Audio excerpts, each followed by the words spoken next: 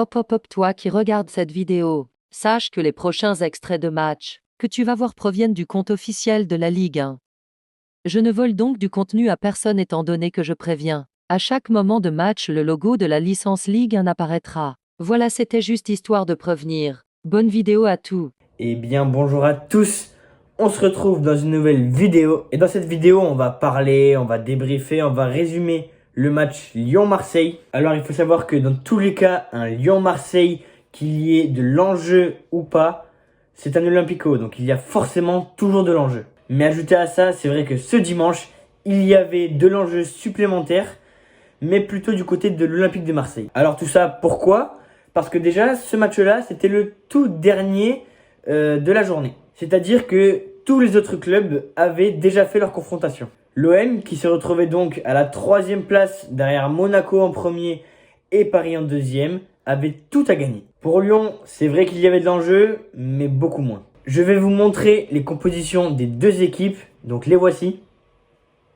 Alors c'est parti, ne perdons pas plus de temps et rentrons directement dans le vif du sujet. Alors tout d'abord, le match commence comme un match normal, rien de plus classique.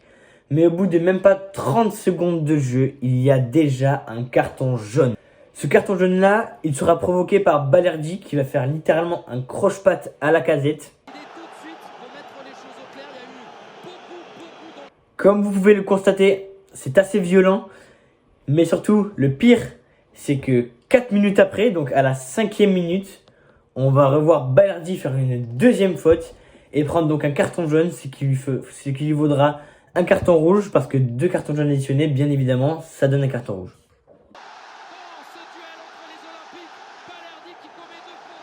Alors pour rappel, c'est tellement du jamais vu ou plus ou moins de l'exceptionnel, c'est que ça, en fait, ça faisait 15 ans et un peu plus qu'en Ligue 1, une exclusion aussi rapide dans le jeu n'était jamais arrivée. Rajouté au fait que l'Olympique de Marseille joue à 10 contre 11, l'Olympique Lyonnais en rajoute une couche et au final commence à dominer toute la première mi-temps. L'OM est quasiment inexistant, on va voir quelques occasions par-ci par-là marseillaises, mais rien de plus, rien n'aboutira. Les actions ne sont pas construites, les joueurs jouent trop perso, les passes n'arrivent pas dans les pieds, donc forcément tout cela, ça cause des problèmes dans le jeu. Et en plus de ça, quand tu vois que l'Olympique Lyonnais, l'adversaire, en rajoute une couche et se donne à fond et pète la forme, tu te dis quand même qu'il y a un problème. Malgré ça, dès la reprise du match, à la 47e minute, il y a déjà un penalty sur une main de Valentin Rongier. Je vous montre les images juste ici. Alors c'est bien évidemment pas fait exprès, mais Valentin Rongier aurait pu changer ça en, par exemple, rétractant ses mains derrière son dos, ou en tout cas en évitant de jouer comme ça, à montrer ses bras découverts. Lacazette qui tire le penalty et qui le rate, je te mets les images juste ici. En tout cas, un très bel arrêt de Geronimo Rulli, qui, je le rappelle, a fait un très bon match. Voilà, je dis ça maintenant parce que on parle de lui, mais en réalité, à ce moment-là du jeu, à part cet arrêt-là, il avait pas fait grand-chose. Mais il a fait un très beau match. Et puis je pense aussi qu'on peut parler de beaucoup de chance, puisque le ballon est directement renvoyé dans les pieds d'Alexandre Lacazette, qui lui l'enverra dans la stratosphère chez les supporters, enfin bref. En tout cas, sûrement pas dans le cadre. Et voilà, après ce penalty raté et ce tir raté aussi en plus, 0-0 à la mi-temps au Groupama Stadium, les deux équipes sont en galère. Même si, je le rappelle, bien évidemment, je me répète, une grosse domination lyonnaise. C'est vrai que je me répète beaucoup, mais je tiens vraiment à insister dessus. C'est-à-dire que l'Olympique de Marseille était vraiment inexistante en première mi-temps. Donc c'est parti, reprise du match, deuxième mi-temps.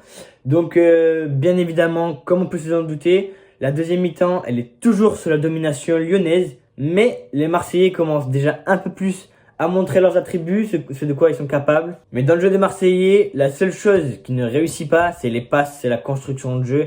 C'est trop approximatif. Malgré le fait que le match soit de plus en plus équilibré, il y a un but du côté de l'Olympique Lyonnais. Je vais vous mettre les images juste après, juste je vous le décris un peu.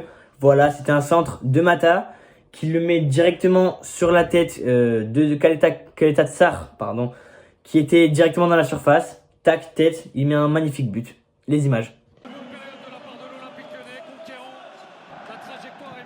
Les espoirs marseillais diminuent, même si ils étaient quand même déjà en train de revenir au niveau des Lyonnais. Et c'est là qu'à la 68e minute pour Marseille, c'est l'égalisation sur une magnifique passe en profondeur pour Paul Lirola, qui n'a plus qu'à la contrôler, qu'à faire une petite poussée de balle, puis à planter un magnifique but. Je vous mets les images juste après, mais pour moi, franchement les gars, la passe était beaucoup plus belle que le but, même si le but, il est quand même magnifique.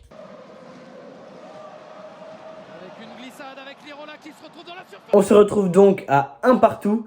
Les espoirs sont relancés pour l'Olympique de Marseille. L'Olympique lyonnais qui ne domine plus cette fois-ci. Ce n'est pas l'Olympique de Marseille non plus. Voilà, c'est équivalent, c'est-à-dire que les deux équipes se valent.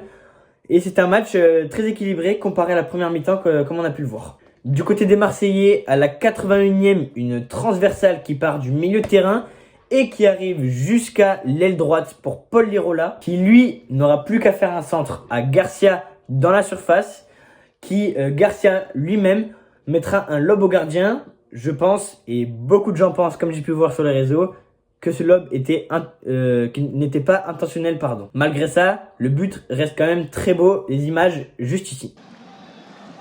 Et Lirola, il a été bon devant avec l'égalisation, et là, le centre, qu'est-ce que ça donne, une reprise? On est donc à 2-1 pour Marseille, quelque chose d'inattendu, surtout que Marseille joue à 10 contre 11. Mais c'est là que se passe un événement tragique pour les Marseillais. Et oui, puisqu'à la 93e minute, un dédoublement de Mata dans la surface, qui n'a plus qu'à faire une passe dans les pieds directement de Ryan Cherki, qui mettra un magnifique but. Les images juste ici.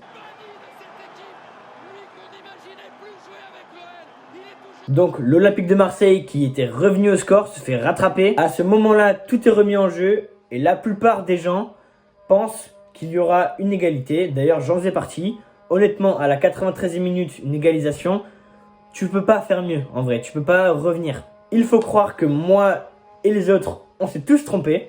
Et sûrement toi aussi qui regardes cette vidéo d'ailleurs. Puisqu'à la 95e minute, donc c'est-à-dire la dernière minute du temps additionnel, Jonathan Rowe tente le tout pour le tout. C'est-à-dire qu'il va faire une conduite de balle, il va arriver à l'entrée de la surface. Et puis il va envoyer littéralement un missile dans la cage. Et ça va porter ses fruits. Puisqu'il va marquer un magnifique but d'ailleurs à une très longue distance. Ça va relancer son équipe. Puisque l'Olympique de Marseille qui s'était fait rattraper reprend l'avantage. C'est un match de folie les gars. Je vous mets les images juste ici. Sauf qu'il n'est pas fini ce choc. Voilà Roqueta.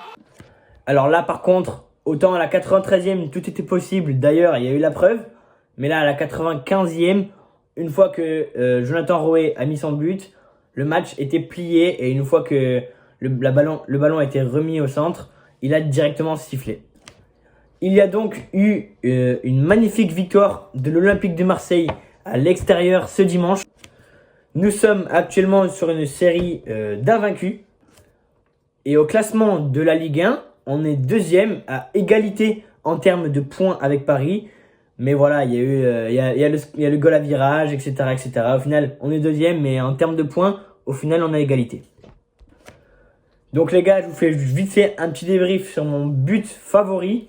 N'hésitez pas à vous me le dire dans les commentaires.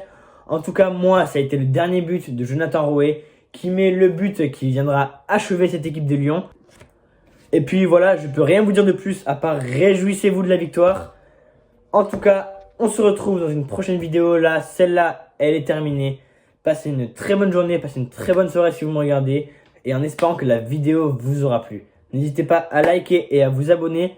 Ça me ferait super plaisir, ça m'aiderait moi et la chaîne. Ciao tout le monde!